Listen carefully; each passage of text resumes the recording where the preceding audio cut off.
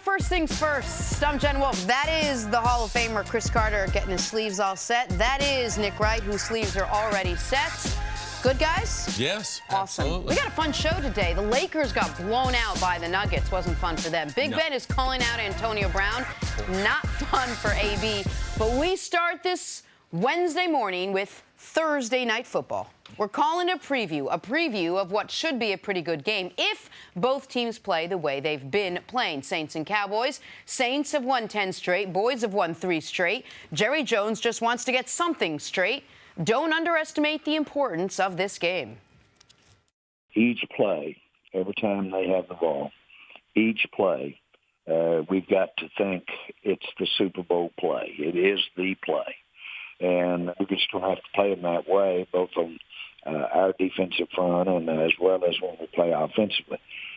Big games like this are down to the individual play. And if every player will, on every play in this game, say, when we put that on tape Monday, it's going to look like one of my best plays of the year. That's what it's really going to take, that kind of focus to beat a team like this. All right, so let's talk about the Cowboys' realistic chances of pulling off the upset, CC, and beating a team that is playing arguably as well as any team in the NFL right now in the New Orleans Saints. Yeah, we typically go through this. The team that's the hottest team, every week someone's gunning for them, so it becomes more and more difficult. Dallas is a quality team. They got good players, and I believe that they can match up with the New Orleans Saints, but there's a few things that have to happen. We know when Dallas plays their best, we know what that formula is. We know that their defense, at times, has been elite. They have to be elite in this game. They have to, as Nick would say, kind of recalibrate the game where they're able to get extra possessions, be more aggressive. Say once they cross the 50, they're always going to be in 4-down territory. We know in the NFL it's almost impossible to win if you don't win the turnover margin. But I just believe the style for which they do it is through Ezekiel Elliott. Swallow your pride. Don't try to go through your quarterback. You need to go through your tailback. And I believe that is the table for the play-action pass, because in those two areas, they have to be very, very special. And their defense, I know they've talked a lot this week. They're going to have to play an elite level because Drew Brees, to me, is playing the best quarterbacking that I think that he's ever played in this great career that he's had. What do we think the most points the Cowboys can score is? The most points realistically, barring multiple special teams, defensive touchdowns, barring an aberrant performance. I don't know if they can get in the 30s. Right. And so there's the rub here. The New Orleans Saints all year long have been held under 30 twice.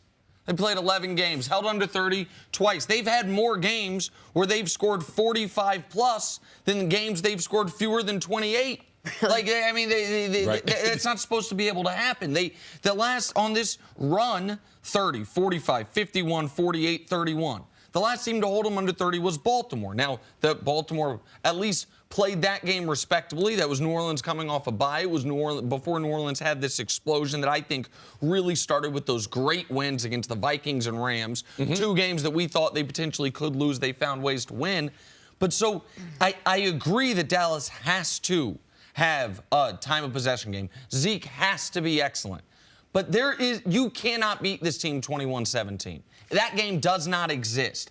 And so while I agree with that has to be the strategy, what you laid out, they also do have to make some explosive plays. This isn't last week when the Cowboys were going into their game and they were talking about, and Amari did make great plays, and I was proven wrong in that regard, but I didn't think that's what they needed to do. They were going up against a Washington team on a short week that was starting Colt McCoy, and I said, man, don't worry about Amari Cooper. Just run Zeke. Now, Amari made the plays that broke the game open. Against New Orleans, they need all of their offensive weapons to have game-of-the-year type things. That's what Jerry's talking about. As silly as it is, every play is a Super Bowl play. That's ridiculous. But they need all of their guys to be in the running for the best game of the year they've had offensively, because this Saints team, they scored 31 last week with Michael Thomas and Alvin Kamara combining for less than 70 receiving yards, 0 touchdowns. With guys we never heard of. Right, Dan Connor and or Dan Arnold, whoever he was. There is no way to slow down the Saints offense, really. You can just temper how much they beat you, and so can you score with them? Here's the problem. What's the one way that the Cowboys are going to be successful? Running Zeke, right? That's how they're successful. Yes. The Saints have the #1 rush defense. Tell me how you get through that, because this is what the Cowboys do. They're going to want to change the game plan and say, all right, now Amari Cooper played well last Thursday. Let's get him back into it. Let's have a couple more design big plays for him. And that's what we talked about. That's where they get into trouble, right? When they start changing what the game plan is. Yeah, the one thing the Saints have not done, they're #1 in rush defense, and they have not done that with putting extra people into the box. So they don't play 8-man front. They try not to play a 7-man front. So they have done that with nickel, dime, because they're ahead, and they've been very, very good on first and second down. So teams have not been able to be methodical because you lose your patience. Because regardless of what people say, I'm going to concentrate. Drew Brees is on the other side, and their offense is going to score. When they get in the red zone, they're going to score touchdowns. So the thing with Dallas is we have to force New Orleans to play a game defensively that they don't want to play. They can be #1 in the NFL, but they're going to have to do it with an 8-man box. So it's not a matter of how many yards I get running the ball. It's a matter of how many attempts. I need to force the defensive coordinator of New Orleans to say, I need to put that extra guy down in the box, because then that part is going to help out Dak in the passing game. But I am forcing them, Zeke. I am giving him the ball at least 28 times. And if I throw him the ball out of the backfield, if he touches the ball 30 times, I believe that's the best recipe for the Cowboys, Nick. New Orleans' offensive numbers are so skewed that they are skewing their defensive numbers. New Orleans first in the league in points, first in the league in points per drive, and first in the league in fewest turnovers. They have been so good offensively that it tricks people into what their defense actually is. Because you look at their defense, you're like, oh, best rush defense in the league, third worst pass defense in the league. That's by the traditional just yardage stats. If you want to really get into the weeds, the Football Outsiders have a DVOA stat that really takes time, score, situation, accounts for it. That gives you a better idea of who this team really is. Their pass defense is better than 30th. They're giving up a bunch of yards because teams are trailing. They're doing nothing but passing. And the Saints are in games where a lot of times they're playing soft coverage throughout the fourth quarter because they're just trying to get to the finish line with nobody getting hurt and with the game ending as quickly as possible. The rush defense looks as good as it is because so many teams this year have had to abandon the run in the second half. So I do think their rush defense is better than their pass defense, but I don't actually think the Saints have the best run defense in football. They do statistically, but I think this is how good of a year Drew Brees is having. Drew Brees has been one of their best run defenders. That offense has been so good, teams have been. I feel better if Dallas was playing the Rams. Because regardless of what the stats say, you can run against the Rams. Right. The Saints, you have not been able to run against them, regardless of what you see on the other side. That's why it requires a great deal of patience. When you look at games like this, we often throw in words like trap game, right? Because this is the kind of game that would be very easy for the Saints to look past.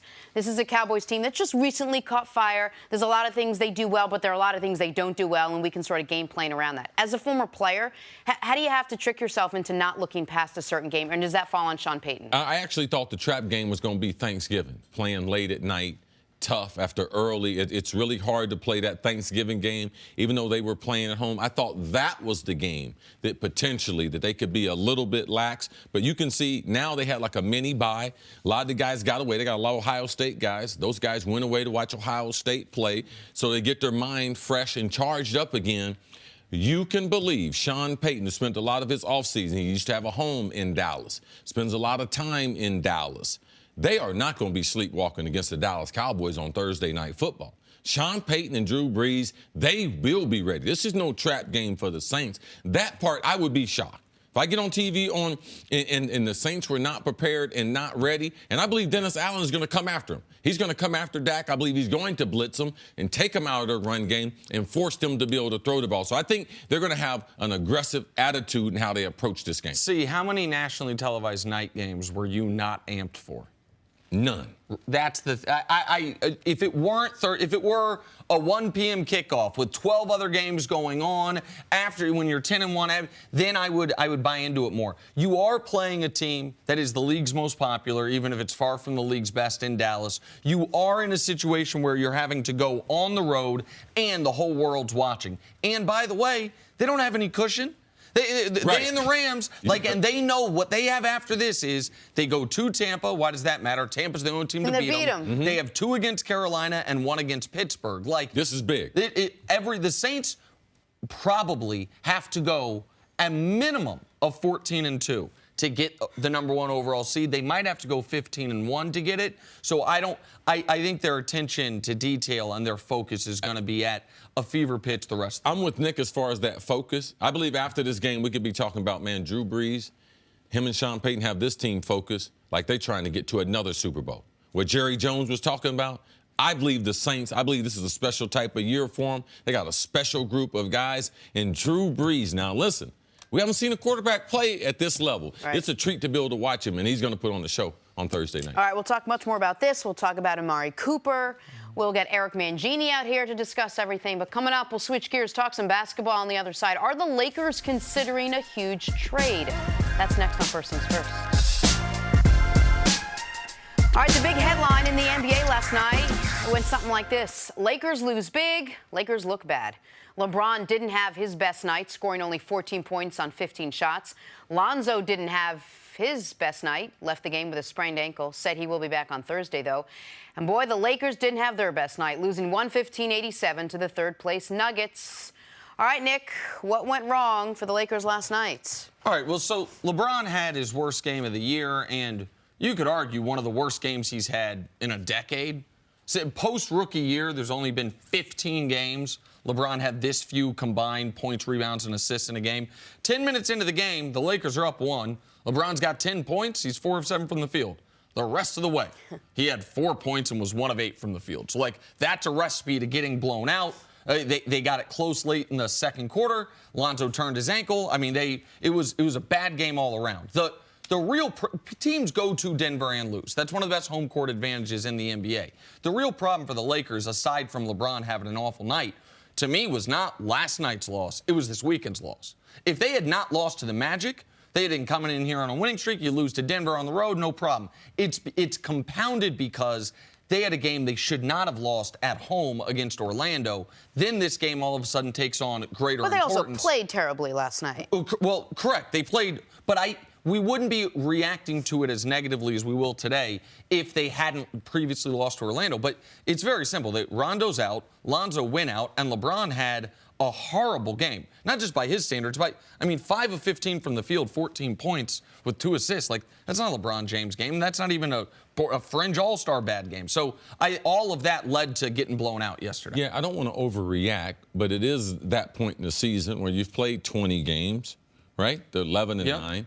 What I get concerned about is the lack of energy, especially with young players. You would think they're young. They should be up and ready to go and play at a pace because that's what they said. They want to play up and down. They want to play at a pace. LeBron's really hadn't played that since earlier in his career. They haven't been playing to that pace lately. They started off early in the year, so now who are they? What's their identity? We talk about it all the time in sports. It's about creating an identity, enforcing that identity on people in the game, on the court. And that's what the Lakers, what I didn't see. I don't see them game in and game out knowing exactly what they want to do, what they want to accomplish. And I see this difference in energy game in that I don't know which Laker team, and you would expect with all those young players they have, you would expect that to be a little more consistent. Now, Tyson Chandler, I expect him to be a little up and down. LeBron, even at this age, I can give him a night off or two. But these younger players, no. That right there, to me, is a problem. It also seemed like they were all sort of missing at the same time. They missed 33 for three-pointers, which means they were all having a bad shooting. How rare is that? Listen, 5 of 35 from 3, you're going to get beat. You lose. You don't have any point guard starting the second half. You're going to get beat. The best player in the world has the worst, one of the 5 worst games he's had in 5 years. You're going to get beat, but sees bigger picture stuff about even if you get beat, the way you get beat. How ready are you to play? This was not that dissimilar to a bad loss they had the night before LeBron scored 51 in Orlando a week ago, where they just didn't come out ready to go. You can't have a young team that's trying to prove itself that comes out flat this often. I've been willing to be patient with LeBron going to the Lakers. But last year, this Lakers team, young, potential, like a few years away, they were 8-12 at this point. So how much better are they now with LeBron at 11-9? So for me, right now, it's time for them to start showing the improvement that they were showing. Now we saw them go back, got swept in the season series by Orlando. Really? So when I look at the teams in the West, like right now, who could the Lakers beat in the series? And so that, to me, is a big, big problem moving forward. I want to ask you guys about the reported deal that might be out there, the trade that might be out there, Brandon Ingram for Bradley Beal. Where do you stand there? Listen, I think Bradley Beal is a poor man's Klay Thompson, which is not a bad thing at all. That's a compliment. I think Bradley Beal is a perfect fit for LeBron. I think Bradley Beal would instantly make this team better, and I would absolutely unequivocally not make this move. This summer, they had the option of moving Brandon Ingram as the biggest piece in a trade and getting back Kawhi Leonard. And they said, no, we're going to wait. But you also would have had to include some other pieces. You would have had to include at least Kuzma. The report was they didn't want Lonzo in San Antonio, so it would have been, I think it was Ingram, Kuzma, maybe Josh Hart, maybe not, and a draft pick. But the piece that the Lakers would not move off of was Ingram. And so I understand it's not a one-for-one, and I don't know if this would be an exact one-for-one. It almost surely wouldn't be. You'd probably move KCP as well or something. That doesn't matter.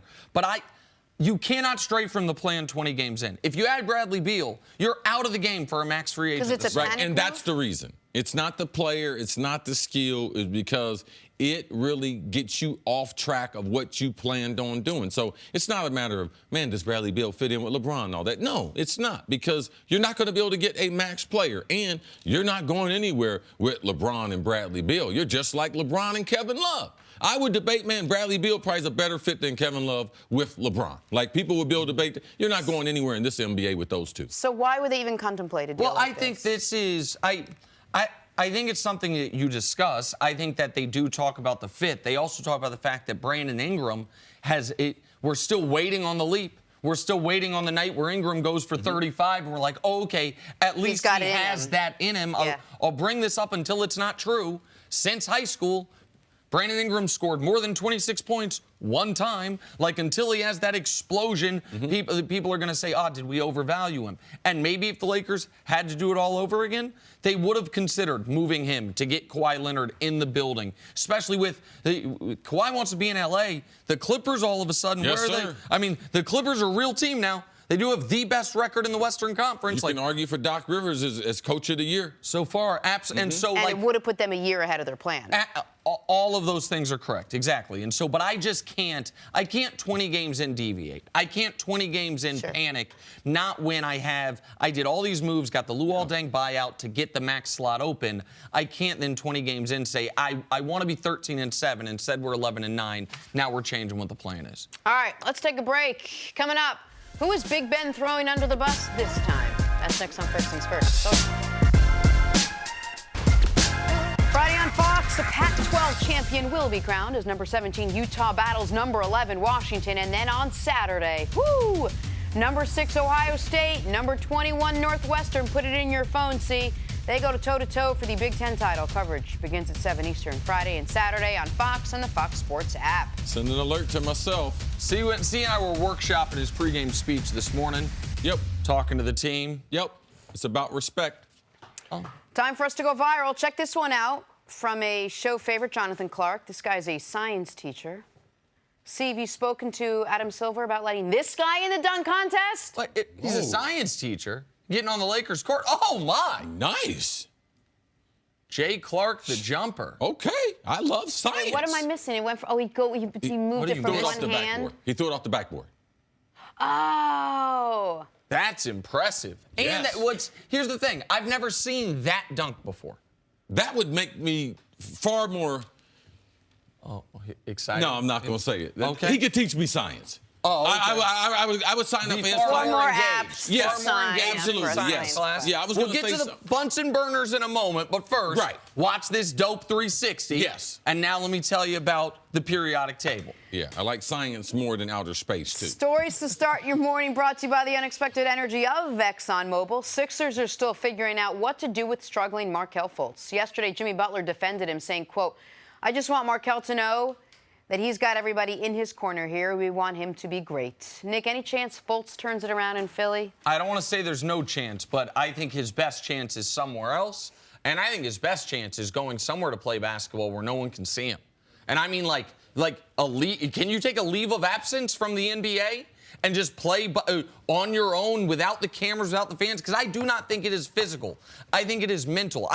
This is as perplexing of a sports story as has happened in my lifetime covering sports. I've never quite seen something like this. About once every 3 months, I watch his highlights his last year at Washington. The guy was a great shooter.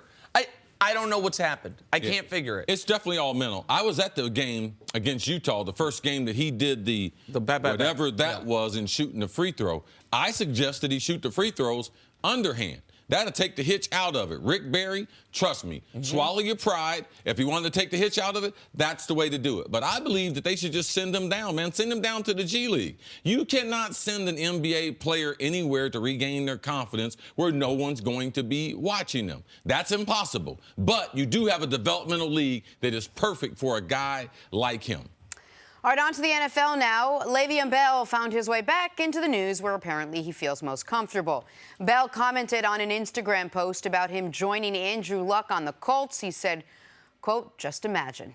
See, would L. Bell be a good fit with the Colts next season?" Yeah, he'd be a good fit in a lot of places. He'd be a good fit here in New York City. I'm moving out of my apartment, bro. You can stay downtown.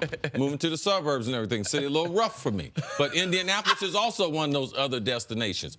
Great place, low-key, got a quarterback, also has a head coach, got a great offensive mind. And Frank Wright, Jenna and I, we both believe he's underrated as far as the coaches. And Andrew Luck's healthy. Absolutely, man. Well. And they got cash. And the Colts, not that this necessarily matters that much, they have a history of running backs with his skill set thriving there. Marshall Faulk early, Edgerrin James after. Listen, I think it is a fit. They have the cap space. They're a good team. Like, for all those reasons, I know a lot of people have been saying the Jets. I've been saying the Colts. I also would keep an eye on the Texans, another AFC South team. Moving on to the Jaguars now. After benching the quarterback and firing the offensive coordinator, many questioning why Jacksonville stuck with Blake Bortles as long as they did. Tom Coughlin went on the radio to say he'll, quote, "put the gloves on to defend the Jags' offseason moves." What'd you think of the comments, Nick? Well, it's very interesting. An 11-minute radio interview. Never said the word Blake, never said the word Bortles. He did say the quarterback, our team, our decision. He's going to have to put the gloves on to defend the move because there is no defending it. Like, listen, this is, they made a bet. They made a bet. A lot of people were saying it's the wrong bet. Don't make it. They said, we know better than you, and they are being proven wrong. And they can't get out of that contract this offseason. Yeah, he only did that interview. He hadn't been doing interviews, but he did it for some charity. I'm willing to box him for charity. Since he want to put the gloves on, better make it amateur so he can get him a headgear on. Because I'm going to bang him around his midsection, and then I'm going to work up to his head, because in his head, he made the decision on that quarterback. He could have had Cap as his quarterback. So, Tom Coughlin, let's do it for charity. You put the gloves on. Put a headgear on, though, because I'm going to bang you. All right. In case you missed it the first time.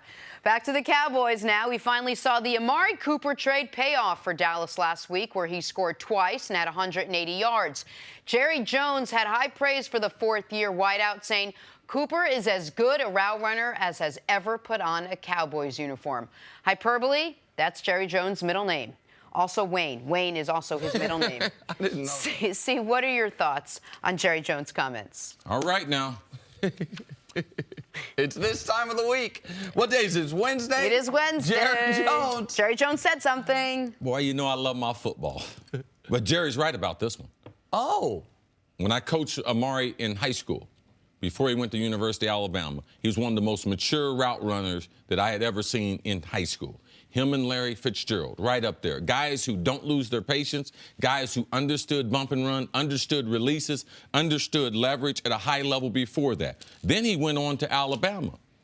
His wide receiver coach was the offensive coordinator, Mike Groh of Philadelphia. So he was taught football at a high level at Alabama. He thrived. All-American, broke Julio Jones, all of his records. Then he went to Oakland. In the first 2 years, you could see the coaching, the patience, it paid off. And then Amari lost his confidence. Amari is like a streak shooter. He's like Clay. He don't need a whole bunch of maintenance, but he does need to know that he's appreciated. He does need a hand around him to love him. He's not a rugged, rough, tough guy. He's not a type A personality, come into a room and light it up. But he is a guy that if you show him confidence, now in Oakland, he lost his confidence. And when he lost his confidence in his hands, his route running, he started trying to be too creative. So he got off of some of his fundamentals and started doing some other things. You could start to see in Dallas and trying to find his way. He's getting back to his fundamentals. He has unusual quickness in and out of his breaks. He has creativity. He's like a painter. I teach young receivers that I want you to paint this painting in your head before you run it on the field. And Amari can do it. He can visualize it, and then he can run an out off an outside release. He can run out off an inside release. So for me, Jerry Jones, he knows what he's talking about. And you're talking about the great history of the Dallas Cowboys.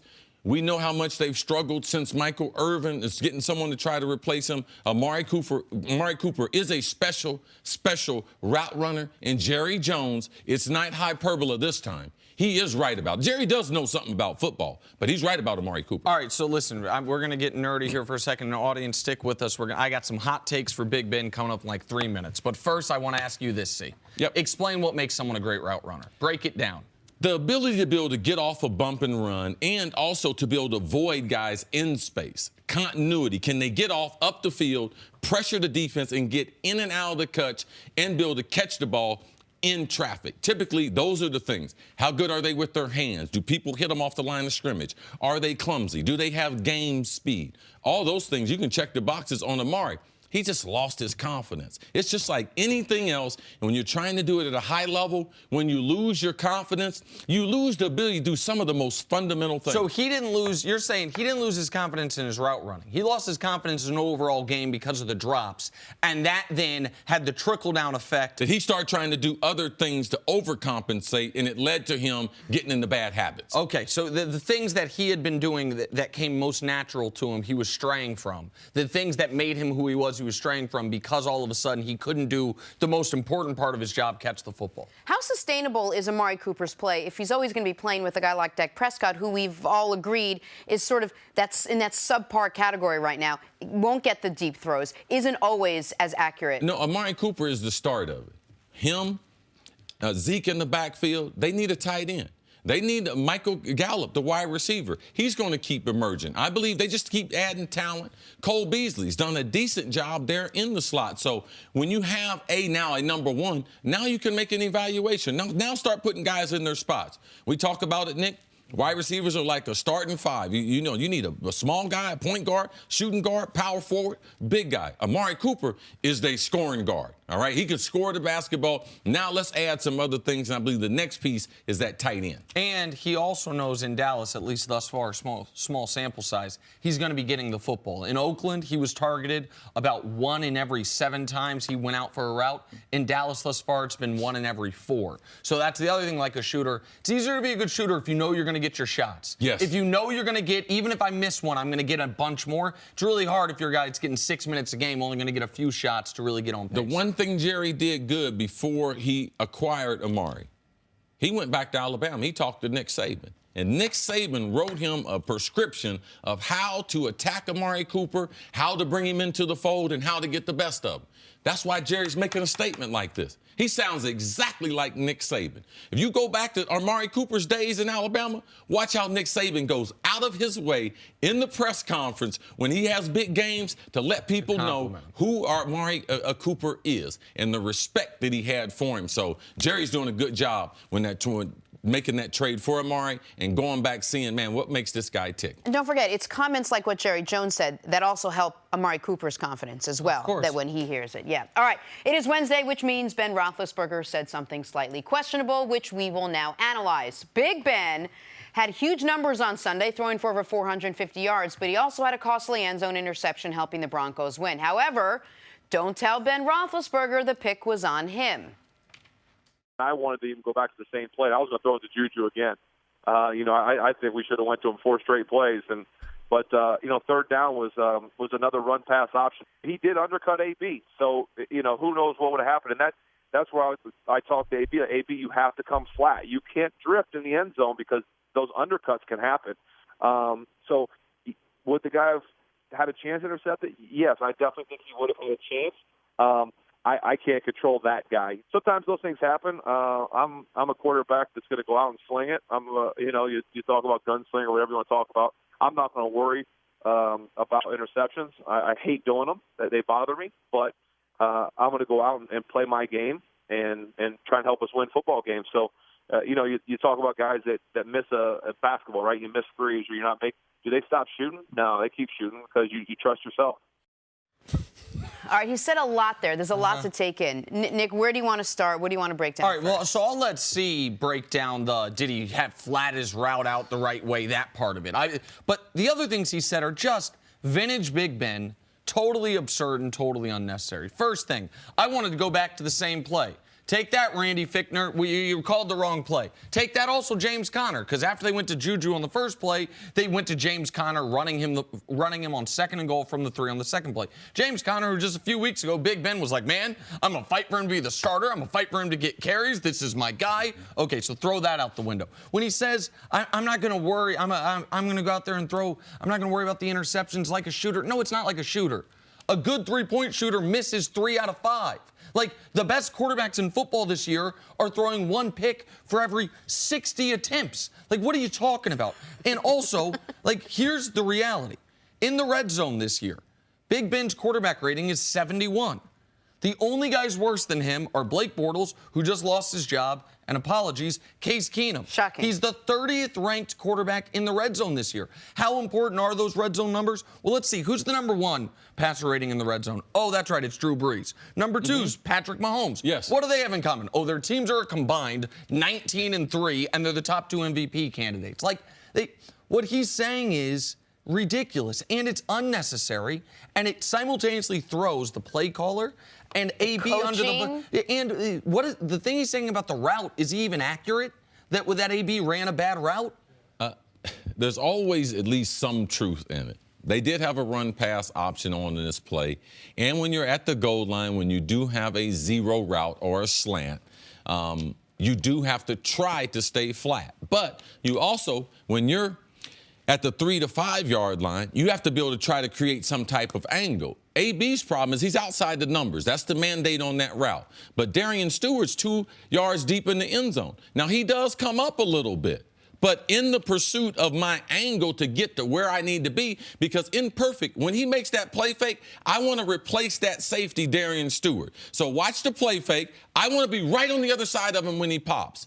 The DB is going to come underneath, but if you throw the ball high, which you're supposed to do at the back of the end zone, he's not going to be able to get there. And the reason why I would be upset about this is because the public shouldn't know about this. Because if this happens to me in the game, the quarterback knows he's going to take the blame. If they come and ask me, I'm going to take the blame. So whoever, the coach is going to take the blame. Like, that's the way you do in team sports. You don't start giving away trade secrets. You don't start giving away inside parts of the play to be able to be like, hey, AB should have been better on that. The ball didn't even get to him. Now, if Roby, if he intercepts it, then we can talk about the corner. But the corner didn't intercept it. That's the other part of this that's so frustrating. Big Ben, after the game, just absolved himself of the pick. He said, oh, I mean, D tackle. He got pushed back into it. And now he's giving an interview as if Roby made the play.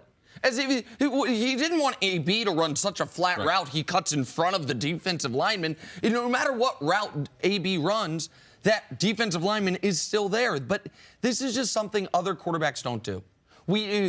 And guys across the league. Not only quarterbacks, leaders in the NFL. You don't see guys diagramming plays, telling them not only the coach called a bad play, whoever was running the route, who he didn't have really anything to do with what ended up happening because the ball got intercepted even before it got to him. You don't see guys giving away that type of information. And Tom Brady, who does a similar radio show in Boston once a week, I'm sure they don't get paid much to do it, you never hear him divulging any kind of secrets, throwing anyone under the bus, giving insight to the point. This is what you heard from Tom Brady last week. Totally in contrast to Ben Roethlisberger.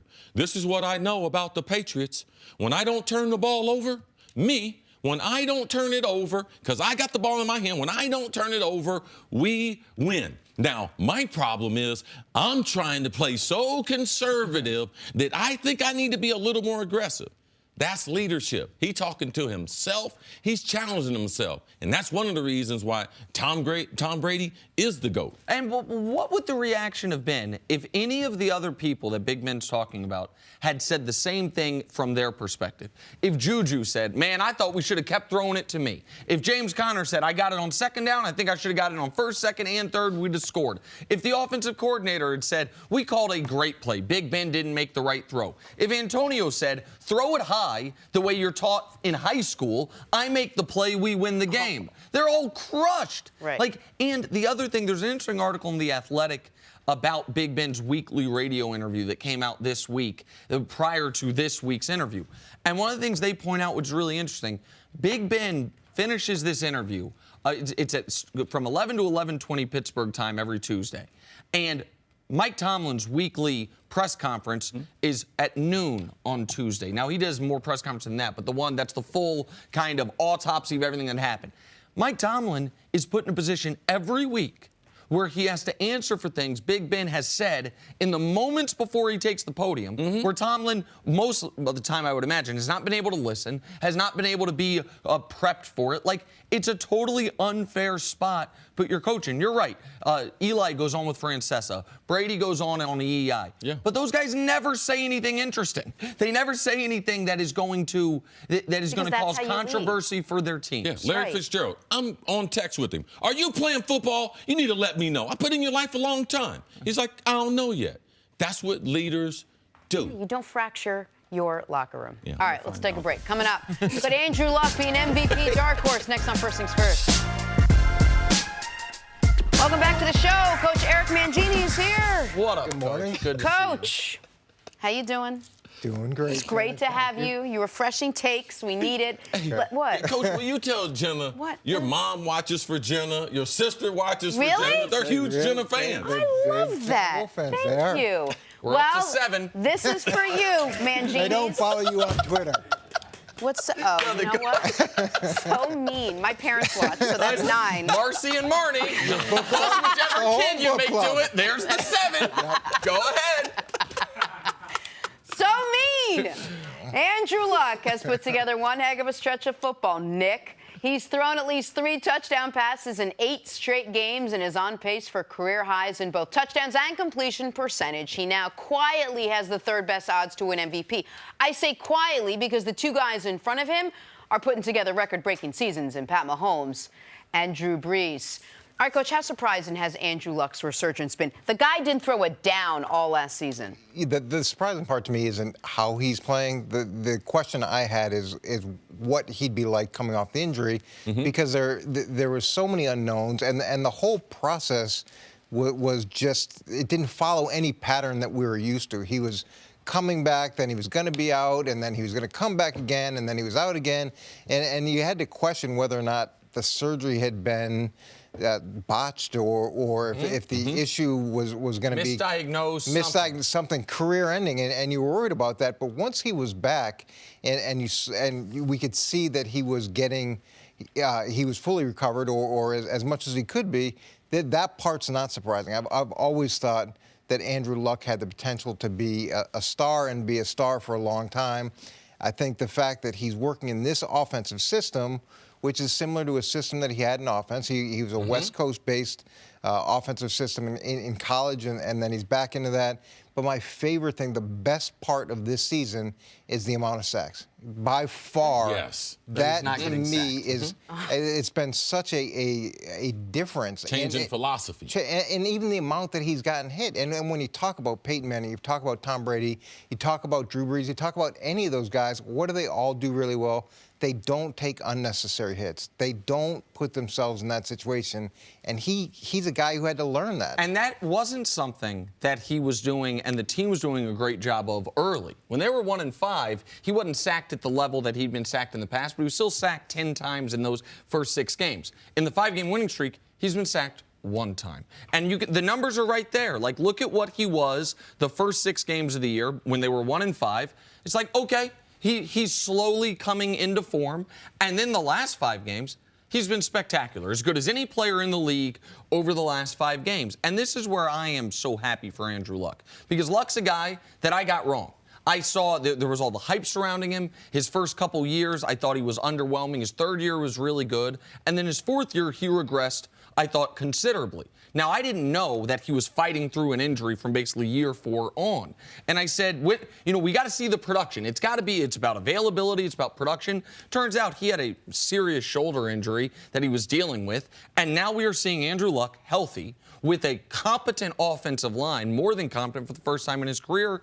And he looks like the guy all the experts said he was going to be. Right. One of the best players in the league, and I'm happy for him. And if we're going to talk about the Colts and what their resurgence in Andrew's career, I believe first we got to go back to they got it right as far as a general manager. Chris Ballard, they hired him. A lot of dysfunction in that organization. And you could see starting to stabilize. As you said, the most important thing outside of Andrew's health, man, how are we going to introduce him back into the league? And getting hit in your mouth is not the way to do it for your franchise quarterback. So for them getting bigger, I'm talking about bigger guys, more physical guys on the offensive line, changing the style. And they don't have a whole bunch of weapons. They got T.Y. and went out and got the tight end from Detroit, who's having the best resurrected year of his career. But it's not like Andrew Luck, like, oh, he needs this, oh, he needs that. So for me, the general manager, they got it right in there. They changed the philosophy, how they're going to draft and pick players. And Frank Reich, even though he wasn't their first choice, all right? I believe, based on my NFL source told me, he was their 3rd choice, but the general manager trusted him as a person moving forward football-wise. So that's why they went with Frank. So these two people, man, you talk about Andrew Luck's career, and he'll get all the credit. Yes, he did a lot of hard work, but, man, he's got a stabilizing force, and this is what's going to change his career. If he ends up being a Hall of Famer, it will be back on these hires, Jim Irsay hiring that general manager and that head coach who changed the philosophy, who changed the arc of his career, Coach. And when you look at the draft this season, the first draft pick's a guard, the second draft pick is a tackle. They're both playing. But I love the fact that Andrew Luck now is willing to throw the ball away. Andrew Luck is not going to take those unnecessary hits to get 4, 5, 6 yards. Now, there's still an element of that. He still has to get better at that. But it's huge. But there is still also an element of his natural inclination to keep the play alive that serves them well. 3rd and 9, late in the game in the comeback against Miami, trying to get to the game-winning field goal. That is a play where you don't want to throw it away. You're in the final 2 minutes of a game. You're trying to win. It's a tie game. He avoids a sack, almost goes down, steps up in the pocket, finds T.Y. Hilton deep down the field on the far sideline. That was vintage, best of Andrew Luck from the 2014 season. But to the GM, we've got to give him enormous credit for what his first major move was. We have the 3rd pick of the draft. That guarantees us we're going to have our choice of maybe Saquon, Denzel Ward, Bradley Chubb. 2 of those 3 are definitely going to be there because we know a quarterback's going 1. And at that point, we don't know if Luck's going to be healthy. He doesn't start throwing a weighted football till about 2.5 months after the draft. So you got to be thinking about a quarterback also. All those things. And what they said was, no, we're going to trade back, get 3 additional second-round picks, and take a guard. Not even take a tackle in the top 10. Take a guard because we think he is the most surefire thing, and he is definitely not the most sexy date if you're trying to go to the prom. No. I'm going with a big, sweaty guard. No. He has been, and he's been awesome. With the big, sweaty guard. Of course, I think that's what you did. And so not what I did. He might be offensive rookie of the year as an offensive lineman. I mean, he's at least in the discussion. They have additional draft capital now. You mentioned, and so all of that. And so Luck has been so good as of late, to where now the Colts are a team that I think would be a very scary first-round playoff matchup. They've won 5 in a row. Right, absolutely. My first year in New York, we took DeBrickshaw Ferguson and Nick Mangold, 2 offensive linemen in the first round. And it was you've seen the Jets at the draft, all the fans. It was deflating for them. But you're looking at guys that can stabilize a position for 10 or 12 years and give you continuity. And that's what I like that Chris Ballard did, is he went and he got 2 young guys that he felt could stabilize the position. He had the belief in Andrew Luck being able to come back. And then there's the fit with the coordinator, with the head coach, with the system. I think all those things and his maturity to not take those unnecessary hits. Huge, huge. All right, Coach, stick around. Take a break. Coming up, can the Cowboys defense actually stop the Saints offense? There is a way. That's next on First Things First. Thursday Night Football returns tomorrow when Ezekiel Elliott, Dak Prescott, and the Cowboys take on Drew Brees, Michael Thomas, and the Saints. It all starts at 7:30 Eastern on Fox, NFL Network, and stream it on Prime Video. There's no way to not see this game. And you can't. This is one of the best games of the year on Thursday Night Football. Saints trying to keep pace with the Rams. Cowboys trying to keep pace in the NFC East. Both teams have had 7 days, too, after playing on Thanksgiving. Not that short week. Should be exciting. I meant tech-wise, because we offer so many different ways to see the game. Back here with Coach Mangini, and we are going viral. Tua Tagovailoa has been outstanding for Alabama this season, tossing 36 touchdowns and just 2 picks. A reporter asked Tua about his weapons on offense. Take a listen. I'm like a kid in a candy shop. You know, it's awesome. You know, I can go to the right, I can get a Snickers bar if I wanted to. You know, go to the left, I get some Skittles. So I mean, it's really fun. You know, for me as a quarterback to be behind some, you know, first round perhaps draft picks. You know, right. Go ahead. Sorry, please. I mean, you could insert Patrick Mahomes there. He could say the same thing. Mm-hmm. You're more sold on Tua than Mahomes. He's I'm sure. more sold on Snickers. I'm surprised you were sold on Andrew Luck, that you had seen enough from him. Cece, I know you're down under your playing weight for the first time since this millennia. Yeah. But if you were to break from your routine and go into a candy shop, you get one of those 1 pound bags. Right, but what would be your first choice? What's your number 1 overall draft pick? Actually, I don't eat candy. But actually, I'd probably get some goldfish. Goldfish, or I have to go back and get an old Chico stick. Goldfish? Goldfish, like the little red goldfish. Like Swedish fish. Swedish fish. He doesn't see fish in terms of nationalities. I only like the red ones. Yeah, that's what the Swedish red fish ones are are only Swedish red. fish. Goldfish are orange crackers. What about you, Coach? I'm big league chew or any of that type of really sugary bubble gum. I'm kind of into that. Okay, I like sweet tarts too. Yeah, Fireballs. Fireballs are pretty good. They're Fireball, like, those are pretty Jenna good. Wolfe? Yeah. Come on. I mean, when I get out of the sugar-free section, I would do either a Twixie bar, those are awesome. Twix, Twix bar, or a dark chocolate-covered pretzel. Oh, those are good. That's it. Someone bring Jenna some of those. Oh, no, I got some. I got some. I'm going to re-gift to her from 1932 that she brought to my housewarming last year. One time, I didn't look at the expiration date. It's not my fault. Anybody would have made that mistake. Man. The rat said no. They wrote me a note and said no, thank you. These Saints go marching on into Dallas Thursday night on Fox, preparing for the 6-5 Cowboys. Drew Brees in New Orleans trying to win their 11th straight. When asked how they were going to pull off the upset, Cowboys defensive end DeMarcus Lawrence gave a very graphic answer. Follow along. They're going to have to match our intensity, expletive, for 60 minutes straight. If you hit an expletive in the mouth and then they ain't doing what they're regularly doing, putting up 50 points, they start to get a little distressed. Now, you got them where you want them at, you know, and then you expletive choke their expletive out. This is exactly what I told Nick this morning when he asked me how the Cowboys could possibly beat the Saints. Does the Cowboys defense match up with the Saints offense in any way, Coach? Well, I think the intensity argument is like an expletive cup of coffee. So it gives you a burst, and you can be up for a while, but after that goes away, and it'd be great if you could have this high intensity throughout the course of the whole game. But after that, it's game plan, it's scheme, it's matchups, it's consistency, it's turnovers, it's your ability to generate sacks and deal with the things that they're doing. And the matchups aren't great for Dallas right now. I tried to go through all the different stats. Was it third down? Is that going to be an edge for their defense? Right. They're one of the lower teams in the NFL defensively, and the Saints are in the top. So you look at sacks. They're better at sacks. They're about 12th in the league in sacks, but the Saints are number 1 in sacks. So turnovers, interceptions. Dallas not very productive in terms of turnovers, like in the 20s. Yep. Saints number 1 or number 2. So those things, I guess if you don't match up there, then you'd start talking about intensity because even that's where you have to go. When you have a great offense, you would see, oh, here's their weak link. Here's the thing they don't do well that we do really well. We talk about that a lot when we have a game where it looks like one team is drastically favored over the other. It's like, but this team cannot protect their quarterback, and this defense is great at getting to the court. Right? That's what you were looking for. Yeah, you tend to start out the week with, okay, what do they do well? Yes. What do they do poorly, and who can we attack? And those are the three pillars that you put together as you're forming your plan, or you look at it as you're forming your plan. And is the problem when you match up against the Saints? Because I think Dallas has an excellent defense. We've talked about this defense being underrated going into the year. They have performed better even than I expected because those two young linebackers, Jalen Smith, looks healthy for the first time since Notre Dame, and Leighton Vander Esch is not playing like a rookie. They haven't, last year, if you lose Sean Lee, it's, oh, the season's over. This year, they haven't seemed to miss him.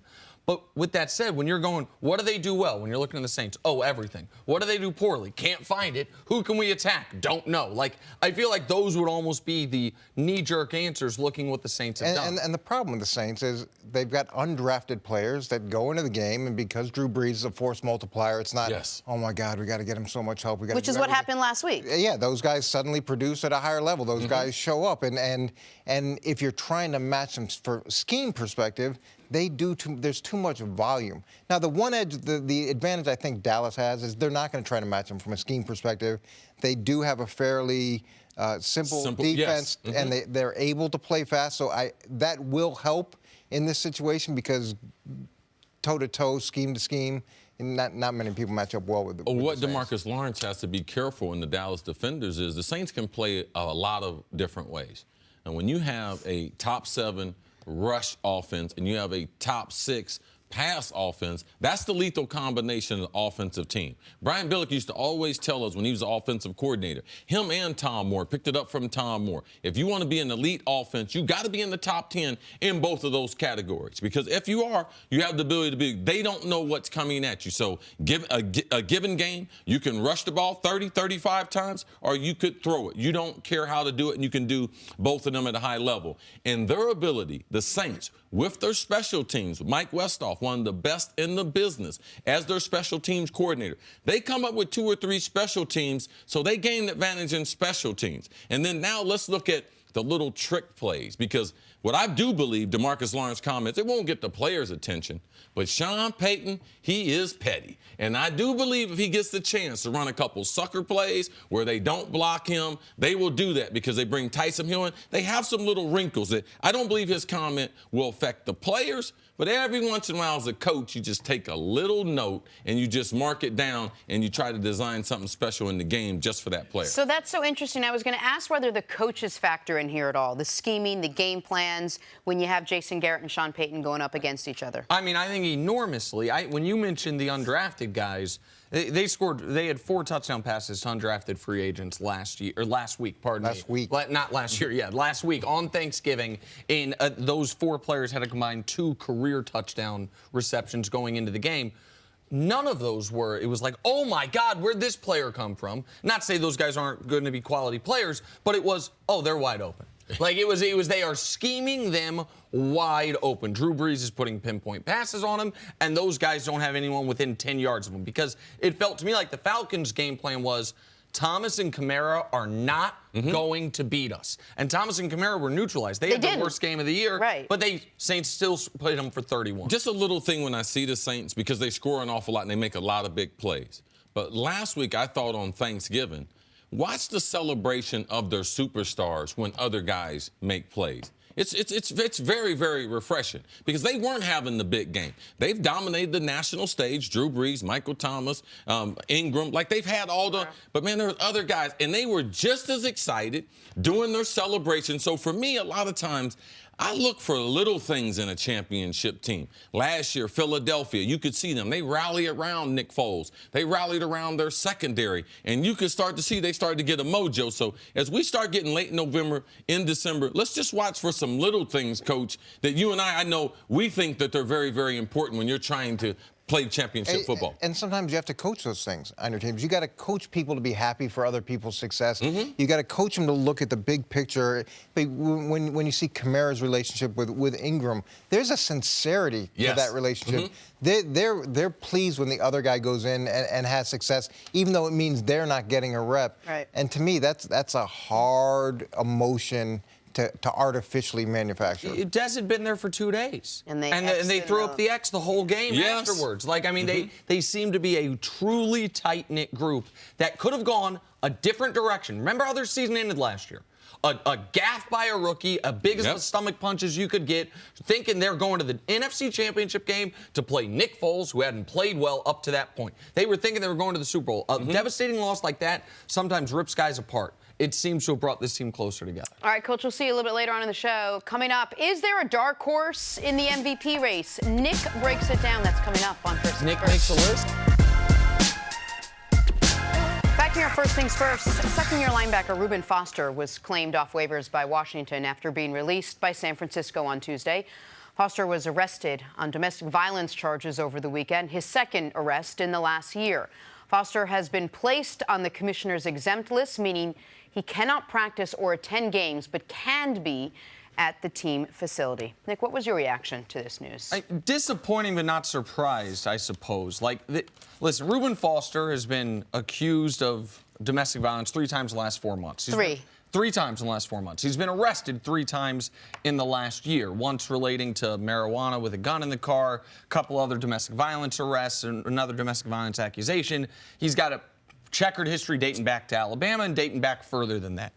But what we know, evidently, is NFL owners as a whole have made the determination, and unfortunately, I don't think they're wrong, that fans can get past nearly any type of bad behavior by a player, aside from one thing, as long as that player can help them win football games. So Washington's saying all the right things. We're going to let the legal process play out. He won't play for us until his name's been cleared, but then they kind of gave themselves an out. This is a statement the team released yesterday. But it sure seems like once the legal process plays out and the league suspends him, they look at a player that was a first-round talent on a rookie contract. He can help us win games. I just struggle with the juxtaposition of the league has decided, the owners have decided, you know what, a guy gets popped for insider trading, pleads guilty. We can squeeze some football out of him, our fans won't care. Guy gets credibly accused multiple times of domestic violence, claim him, our fans will get past it. And have also simultaneously decided the one thing our fans can't get past is guys kneeling during the anthem. That's the one thing that if we do will affect our bottom line, and we can't bring you in here. So it's an unfortunate, to me, indictment on almost all of us, like what we are okay with and what we're not okay with. And it's not surprising, but I thought at the very least Reuben Foster would pass through waivers, might be unemployed for a little bit until we see if he is a serial domestic abuser as he's being accused of. Yeah, I'm glad they claimed him. I wish more teams would have claimed him. And I think that if it wasn't for the heat that they knew they were going to receive today, more teams would have jumped in. If it was a normal year, they would jump in and claim him. Why? Because it's what the league's done. It's what they've done for a long, long time. They don't care. The owners don't care. They have made it a point that they're not as interested in the players' conduct off the field and how they treat women and our kids. DUI, none of those things are more important. But they've made a stance that a guy who supposedly, for racial equality, they tried to match that up with the flag. So now a guy who they thought stood against the flag is more important. I know it's not about the flag, but for them, they tried to say.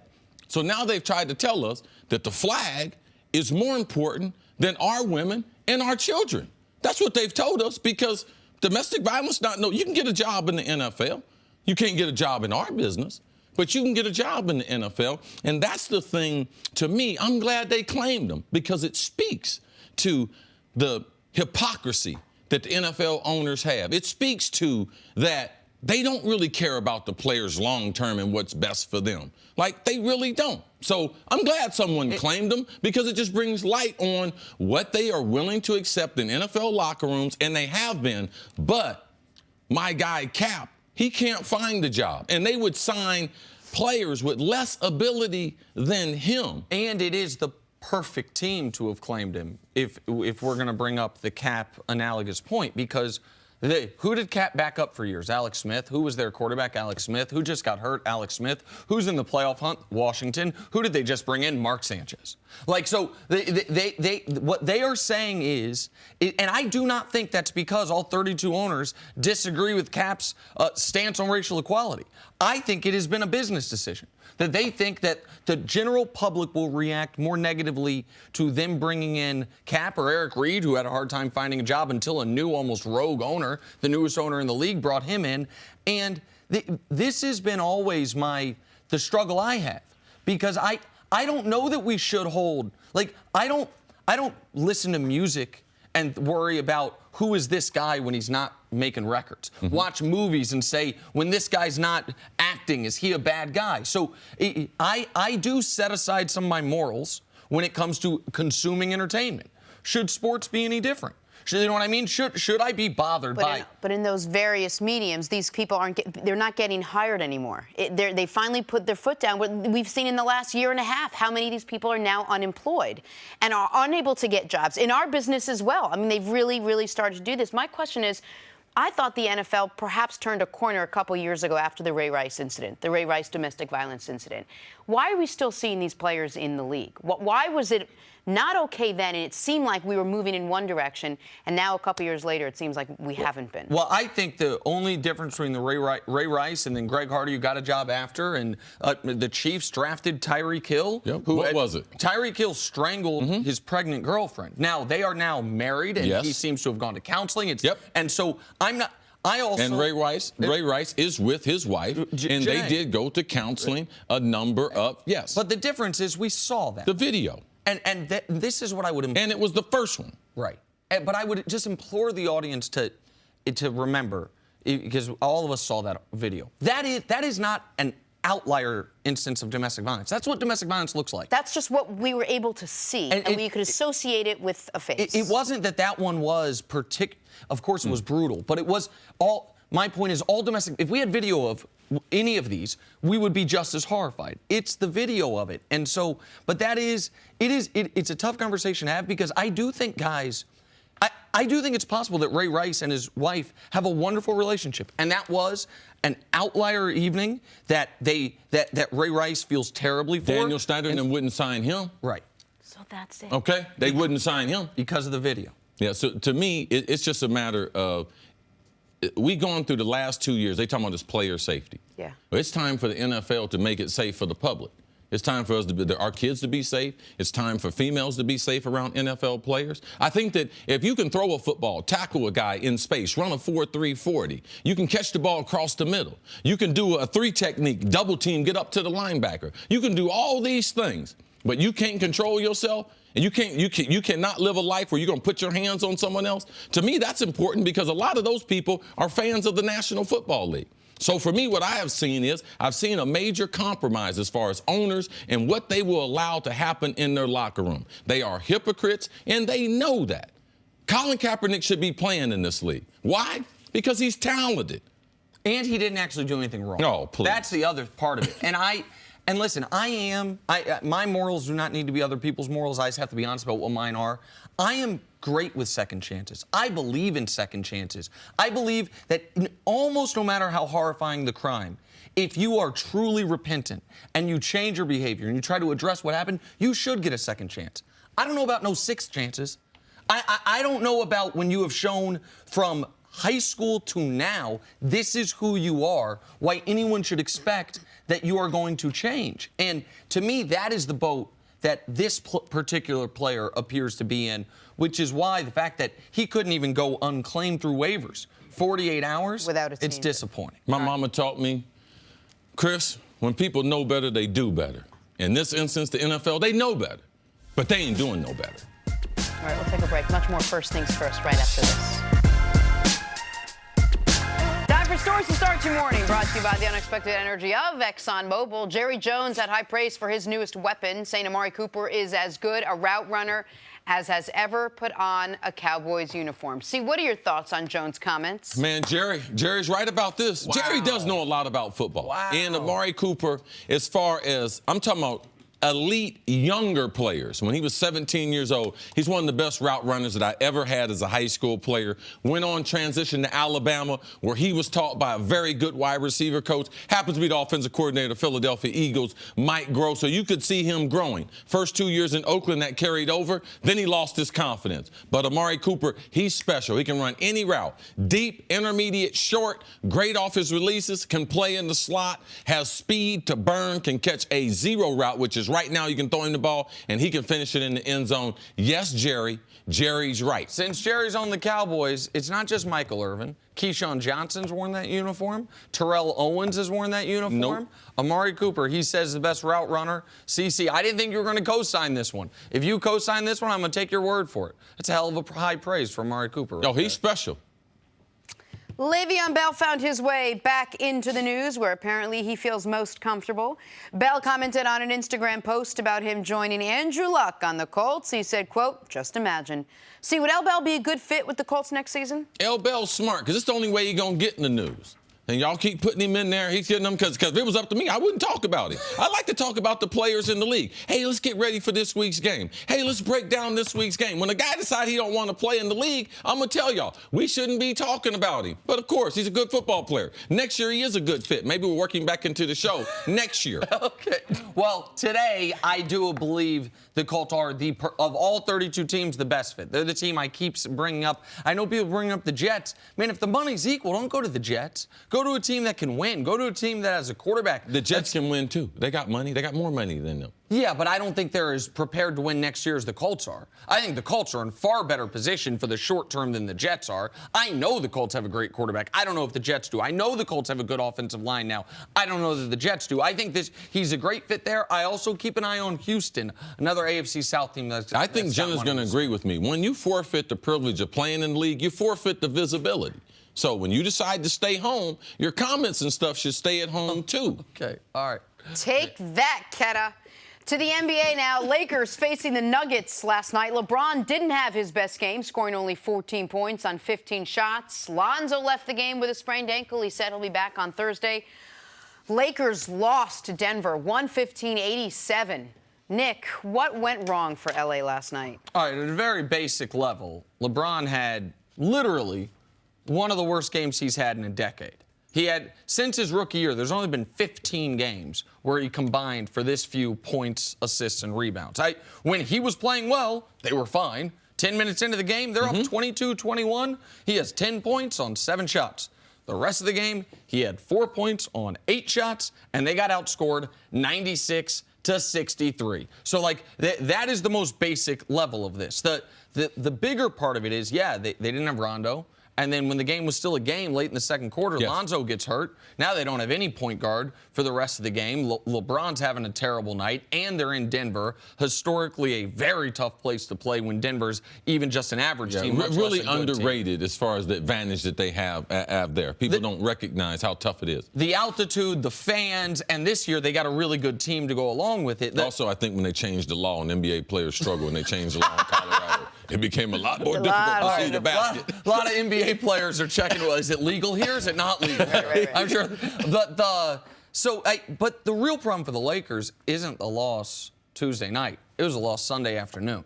Had they won that game against the Magic, then they're coming in on a winning streak. This is a game, okay. Yeah, this is a tremendous point because they really lost momentum. They had the ability, and sometimes as a young team, you don't know what the opportunity is. So they had won 5 in a row, and they were playing good basketball. Not playing great defense, but playing enough. Then they slip up against Orlando. At home. And that's what makes it so tough about being in the Western Conference. The Orlando thing, okay, yeah. But, man, that Western Conference, now you go on the road almost anywhere, and now they're in Denver. And now they're in Denver, and they lose that game. And by the way, you're talking about how it's tough for guys in Denver. The Lakers have one of the best home court advantages in a very specific instance.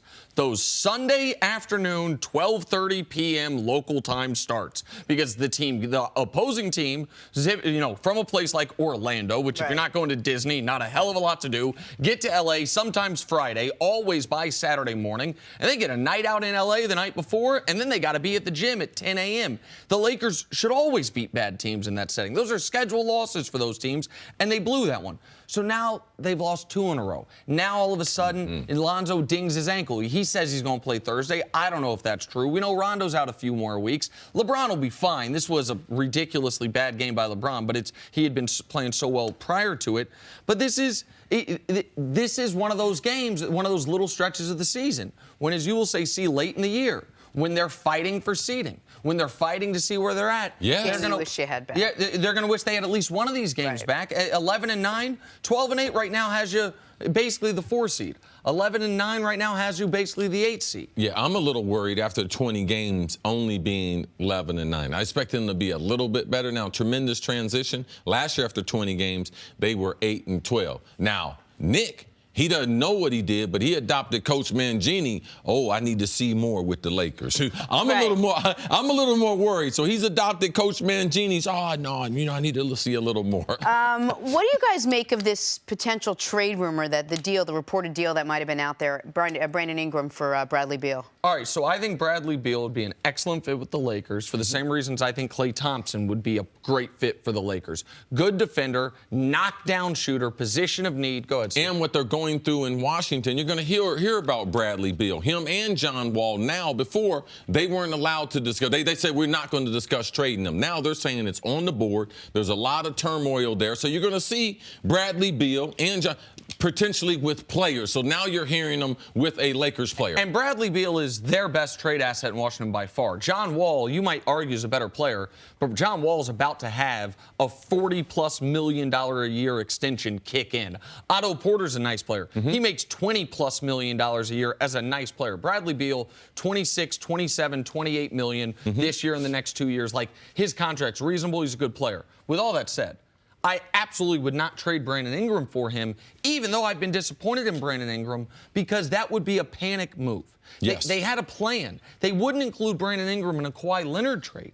Their plan was, we are going to run with this team this year, sign a max guy this summer. Try to keep all of our young assets, especially as many as possible. And it's just not based on talent, but it's just based on the technicality. If you do get Bradley Beal, it prevents you from participating in whatever your plan going forward. You got to abort that. Right. You can't get a max guy. Like, LeBron makes 37, Beal makes 27. They still have $5 million to Luol Deng on dead money. That's $69 million, $105 million cap. You can't afford the super max guy you would want to add to him. And like LeBron plus Brad Beal, if Durant leaves, if next year, if all of a sudden 2 excellent players is enough, all right, that's an interesting team.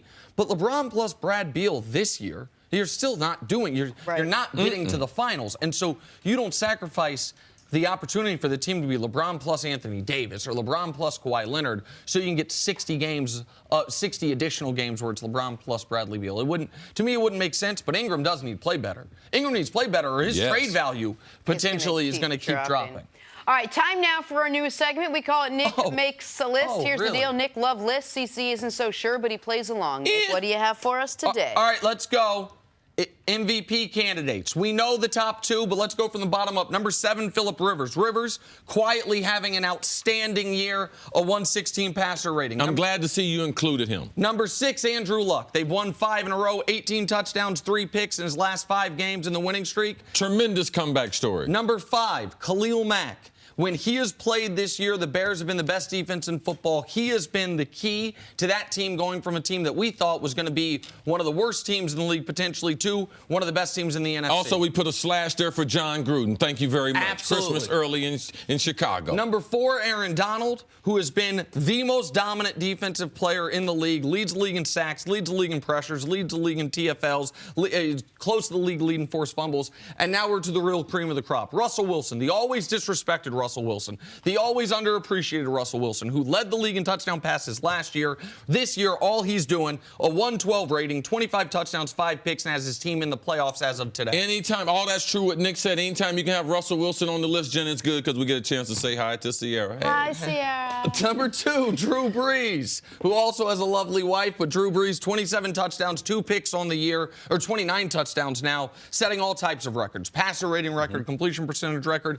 And then number 1, Pat Mahomes, the key to the Kansas City Chiefs this year. He is on pace to tie the all-time touchdown record, third most passing yards in NFL history, and his team is on pace for the #1 seed in the AFC after last year having 6 losses. Pat Mahomes, your #1. Jenna and I think your list is strong. Jenna and I have Drew Brees right now as the MVP. His consistency, lack of turning the football over, their team playing at elite level, best in the league. Jenna and I have Drew Breesy at the top. The rest of the list, though, you're good with? Thereabouts, maybe a few adjustments. Those are the 7 names you would have? Yeah, you made it. I think we might take you into week number 3. Okay. I mean, I was going to throw in a couple other names. What are you going to throw in? Go ahead. Chase Daniel, Case Keenum. There was Steph Curry. That's There's another a couple list. other names I put in. Yeah, that's another list with the underdogs and then Steph Curry, the cute Next list. week, Jenna's list of mediocre white dudes. Coming up. I got a long bunch of backup quarterbacks and ex-boyfriends.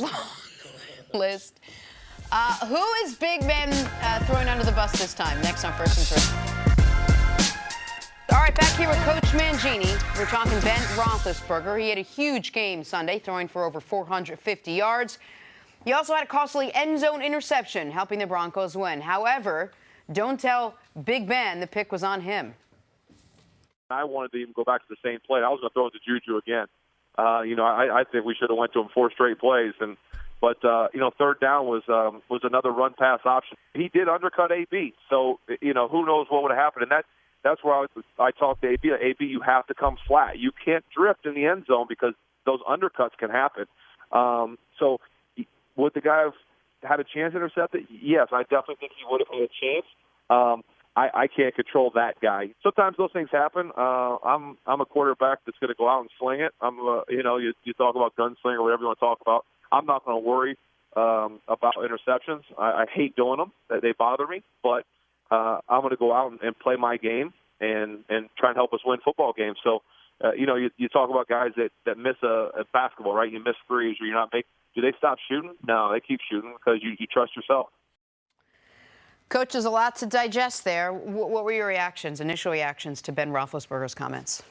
My reaction was what we talk about all the time. Different families have different ways of operating, and the Steelers have a different way of operating. We did a segment yesterday talking about Tom Brady, and Tom saying that he's worried he may not be taking enough chances, but that he knows there's a 95% chance he knew the number of winning if they don't turn the ball over. And then you compare that to what Ben's saying where, hey, yeah, I threw a pick, but I'm going to throw another pick. But sometimes that's just how guys are wired. That's how Brett Favre was wired. He'd go out, he'd throw a pick, he'd forget about it, he'd take another chance. Do I love the fact that they're discussing team strategy? No. Do I think you need to discuss Shocker, Coach. the route that Antonio Brown should have run and the angle he should have taken? There's other parts of that interview where the rookie wide receiver, I think he goes after a little bit. James Washington. Yeah, so he's got to believe. Yeah, he's got to have faith. He hit a lot of people in that discussion. You can listen. It's frustrating, but there's a lot of things that happen in the Pittsburgh family that I wouldn't necessarily want to adopt. But an irrational amount of them come out of Big Ben's mouth in this weekly radio interview. Like, there are other things we can talk about. Okay, the linemen. What are the ratings for that show? They've got to be fantastic. It's off the charts. My buddy used to host it. I'm going to start listening. And he got a promotion out of it. Is there a podcast? And so, we know that they had the thing with the linemen and Le'Veon Bell before the season. We know that Antonio has had his moments, right? On the sideline, the Facebook Live stuff. But so much of the reason we say the Steelers are a different family is because their quarterback, the face of their family, comes out on that interview and says, I wanted to come on the field during the anthem, and they wouldn't let me. Said, I wish we did more quarterback sneaks, and they won't let me. I wanted to spike the ball against the Patriots last year, and they wouldn't let me. I wanted to throw the ball to Juju 4 times. I wanted AB to run this route. Listen, can't blame me for the interception that did happen because of his lineman, and the interception that would have happened, not my fault either. Like, Big Ben is a great player and seems to be a poor teammate.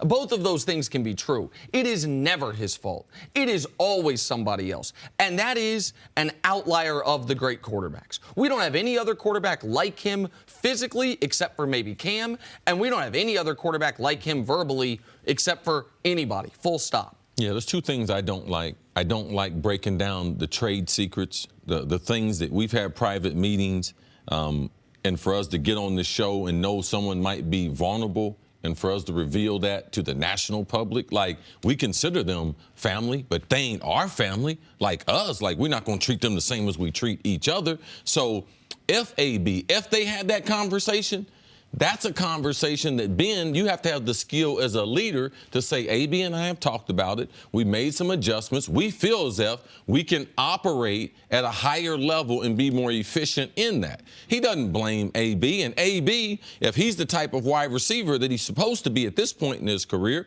he's got the big-time contract. He's got all the endorsements. He should be like, it's my fault. I got to run a little bit better out. Everyone on a team accepts blame so it doesn't deflect everything on one person, because it's not fair. It's never one person's fault, but that's the one thing our training has taught us, and that's what you see with the great leaders in this league, and that's what you saw with Tom Brady. The greatest quarterback we've seen trying to get better at 41, realizing that in this new NFL, I have to take more chances. But he knew exactly in winning and losing football games, turning the football over is very, very important. Well, if he's not the leader in this locker room, and we agree. No, he is the leader. Right. Yeah, they just have a different type of leadership. So I guess my point is it effective? Like, he's still winning. He still puts up good numbers. The team seems to be succeeding. And we don't really hear that much from Mike Tomlin about whether, not that we would, but whether this is something that he can work with or not. Everything seems to be going according to the Steelers' plan.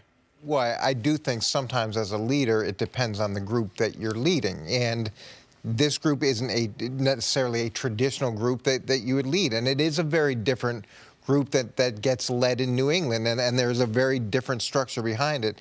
And even the comments, we've seen it with Aaron Rodgers, where he'll make some comments that may not be as overt, but he's sending a message in his way. It's still very clear, but maybe not as in your face as some of these are. And at the end of the day, I would sit down with him and say, if you believe those things should have happened in the red zone, why not speak up? They had a red zone practice. They put together the red zone plan. They played the whole game. Don't you ask the quarterback? The quarterback is Are you comfortable with this? Involved with the plan as you could possibly get. If they don't like it, you take it and you throw it out and you put something else in. And then you're talking about the end of the game. So it's not like the red zone snuck up on them. They had already played a bunch of plays. If we get back down there, what do you like, Ben? Why do you like it? And it's his hand-picked offensive coordinator. The Steelers' offense has been very good the last 5 years with Todd Haley. Big Ben never liked Todd Haley. They were never on the same page. He gone. He got his guy in there. And this year, Ben Roethlisberger has the third lowest passer rating in the red zone. In the last 4 years, only Blake Bortles has thrown more interceptions. Like, this is... But aren't they also top in the league in touchdown percentage in the red zone, too? Oh, listen. So it is, yeah, he does have that low score, but he also has that high score. And no doubt about it. Listen, I think Ben's an excellent player. For 2 straight years, I picked the damn Steelers to go to the Super Bowl. But in large part because of number 7. But I also know, I watched Cam Newton, who once upon a time was terrible at press conferences. I watched Cam Newton a week and a half ago after he missed a throw on the 2-point conversion say, this is on me. Yeah. I've got to make a better play. He played a great game. He played an outstanding game. And he missed one throw and they lost because of it. He did not say, you know, I'm 6'5", 245. I would have liked to call a play where I can use my athleticism, have a run-pass option. Christian McCaffrey's been killing him. He did not say, you know, in that spot, if Jarius Wright runs a crisper route, I'm not waiting. He didn't. But does Cam take that same approach when he doesn't have a good day? Like, when Cam doesn't have a good day, you never really see him get up and say, yeah, this is on me. It's a little easier to say, when you've performed and everybody in the world knows it's not your fault, you're like, oh, yeah, it's me. Well, I think Cam actually has. I think in the last year plus, he's gotten much, much better at that. What I do know is this. Nobody acts the way Big Ben does in relation to his teammates and lack of accountability as a quarterback. And because he's so excellent on the field, we find rationalizations for it. It would be better, no matter the family, if Big Ben would zip it on this stuff. Well, it'd be better. Coach and I know this, and doing these interviews, we're on television now. It's our job to try to inform the public. But when you're doing those interviews, that's not your job. We know football at such a high level. It's not our job, and that's what our coaches used to tell us. It's not our job to inform the public of what we're doing. All right? So when we make up mistakes, they're not going to know.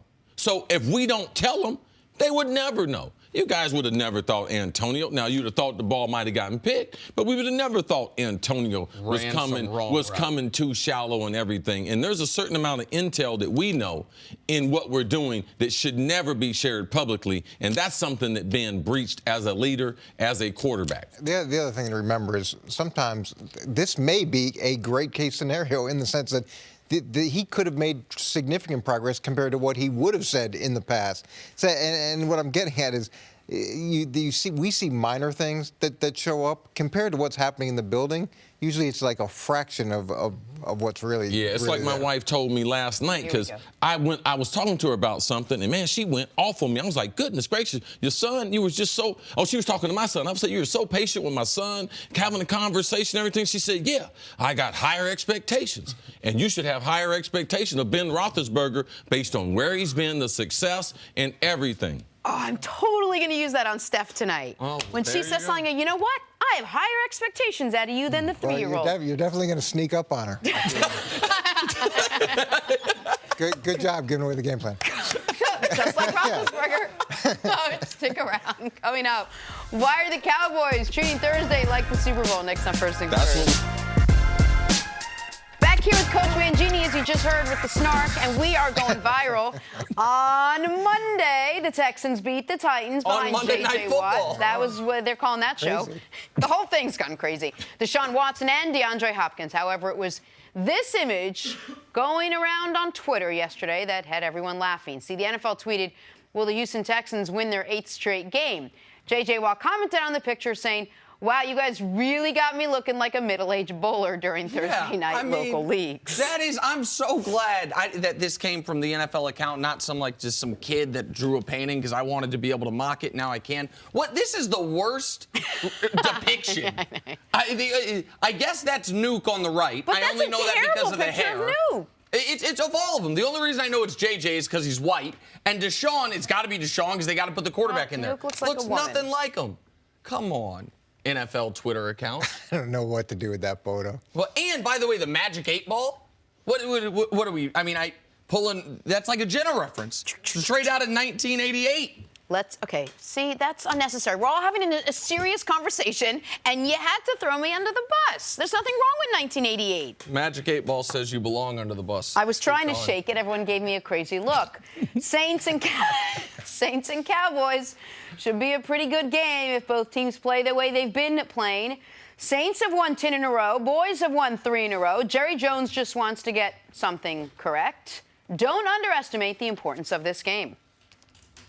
Each play, every time they have the ball, each play, we've got to think it's the Super Bowl play. It is the play. And we're just going to have to play them that way, both on our defensive front and as well as when we play offensively. Big games like this are down to the individual play. And if every player will, on every play in this game, say, when we put that on tape Monday, it's going to look like one of my best plays of the year. That's what it's really going to take, that kind of focus to beat a team like this. A little hyperbole there from Jerry Jones. Coach, how realistic are the Cowboys' chances of actually going in and upsetting the Dallas Cowboys? Upsetting the Saints. Yeah, well, the good news, the owner isn't. That also would be another way to put it. The owner's not adding any pressure to the situation, which is always a positive thing to do. One of the things you try to do going into a Super Bowl is to talk to your players about the fact that this is another game, and you want to treat it like another game, because if you get so emotionally jacked up before the game or hijacked and you respond in a way that's different than you typically do, oftentimes that can lead to bad things as opposed to good things. And I understand what Jerry's saying about the importance of the game and how you want to give your best effort. I just think that they can't go over the top with that and be in a situation where if it's not going well early, suddenly the sky is falling. They need to be able to fight this out through 4 quarters.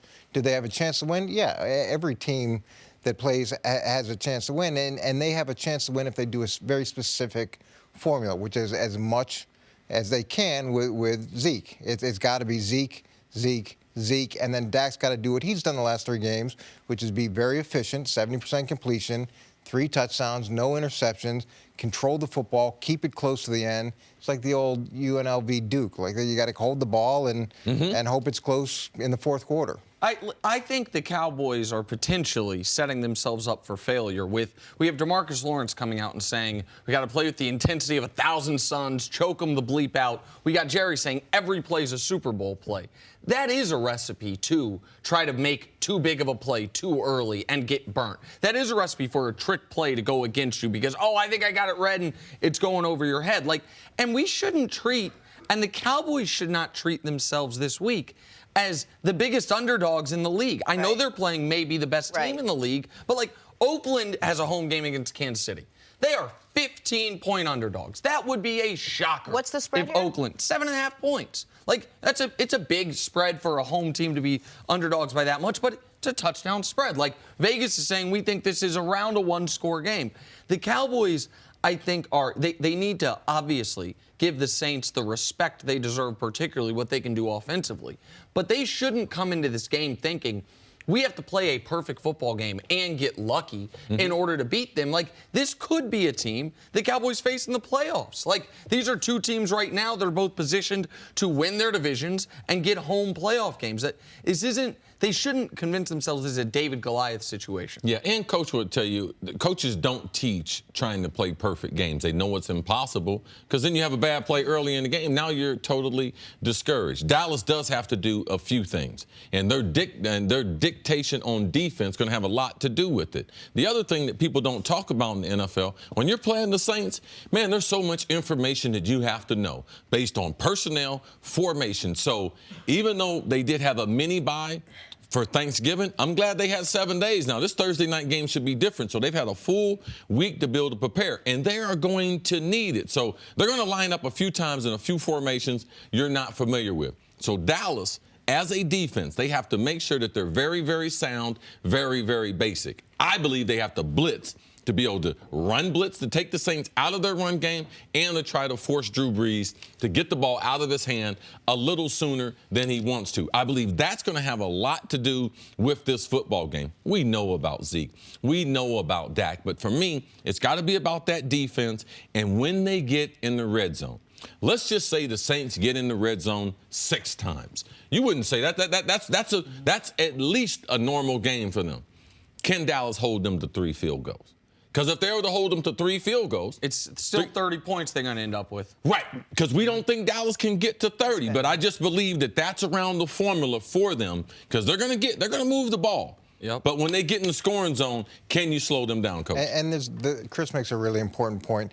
Dallas does what they do defensively, and it's been very effective for them. They play fast, and all those things are good. And they're not at the stage where they can match what the Saints are going to do scheme for scheme. It's not how they're built. Completely understand that. But the idea of mixing in some unpredictable blitzes, the idea of doing some things that aren't on schedule, to me, is the best way to try to disrupt this offense. And it doesn't have to follow their pattern. Just create an unpredictable pattern of your own that the Saints have to deal with and try to flip that advantage a little bit back in your favor. If the Cowboys are going to have a chance at pulling off the upset, the red zone is the one area because the Cowboys are, as good as their defense is, we were discussing this earlier, their third down defense has been really bad this year. Teams are consistently getting first downs on them. The Saints obviously have a really good third down offense. They get first downs on everyone. They don't even face third down that often. But where the Cowboys have been great is red zone defense. Top 5 in the NFL red zone defense, preventing the other team from scoring touchdowns. If you can get the Saints, all of a sudden Will Lutz is out there a lot, then you do have a path. Then you can have a situation where even if the Saints have had 2 elongated drives, if they're up 6-0 instead of 14-0, you can stay dedicated to the ground. That is, red zone's always important. And when you're playing a team that doesn't give up third downs or stays on the field on third downs and never turns the ball over, the red zone becomes the most important part of the game. We talk about how important this game is for Dallas. It's also important for the Saints. This isn't a throwaway game that they could lose and they're still in the exact same playoff picture that they were before. But what I like about the Saints is when you hear the players talk, when you hear Sean Payton talk, it's about the next game. It's about taking the consistent approach throughout the course of the season. They're not getting too high. They're not getting too low. They're not talking about the other team.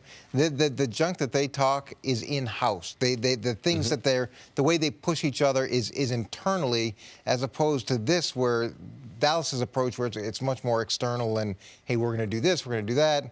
I don't think it works long term. I believe that the Saints right now, what they're probably doing, they've been through 11 games. Sean Payton is probably telling them, man, this is the third quarter, because he knows they got a playoff run in them. So this is the third quarter of the game. We're going to make adjustments coming out. So I believe this would probably be one of their most effective games as far as a game plan standpoint, because they've run the ball. They've thrown to the running backs. They've thrown the ball deep. They've thrown the ball to the tight end. They bring in their other quarterback. Let him run a little bit. They're starting to know exactly what they want to do week in and week out. So I'm expecting big things from their offense Thursday night. Thank you for listening to the First Things First podcast. Remember, leave us a review and tell us what you think. Subscribe to the podcast on Apple Podcasts and catch us on FS1 Monday through Friday, 6:30 a.m. Eastern. For Cris Carter and Nick Wright, I'm Jenna Wolfe. So long, everybody.